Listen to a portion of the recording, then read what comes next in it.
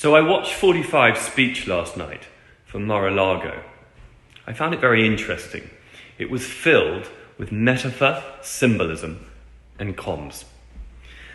So my sense is here that it's implicitly set up the formal announcement of the Second American Republic, as well as the bankruptcy and the abolition of the United States Corporation and the move away from maritime crown law. I do find it fascinating that Evelyn de Rothschild's death was announced on the blood moon of the Scorpio lunar eclipse, November the 8th. Now let's keep it to symbolism here. What does that represent? The end of a cycle? The end of global interference? The end of the Federal Reserve here in the United States? A return maybe to true sovereignty for the United States? 1871, 1913, important dates here. That conversation is for another time. It's interesting to note what happened, though, on November 15th, 1776, and the setting up of the Articles of Confederation. There are some parallels here, but this time there won't be any backdoor entry from foreign entities. We are heading into a world of decentralization, a world of locality, where these elite pyramidal structures are going to be vanquished. Now, it is a little too early to know how this is all going to play out, but much of the success will depend on the awakening of the population, of we the people.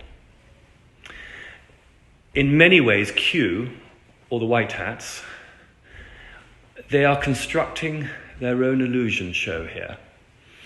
This is the largest sting operation in the history of mankind. This takes the hypnotic deceit of the Black Hats and it converges it with reality. But at the same time, it sets up all kinds of traps for the enemy. This is Judas Goat on steroids here. Now, the light is being shone upon these wicked demons and their false light and all their false promises. So no matter how painful it is for we the awakened, Q shows us that the enemy must keep showing its hand. And it must show its hand to bring the dormant, the sleepy poos, out of their slumber and into the light.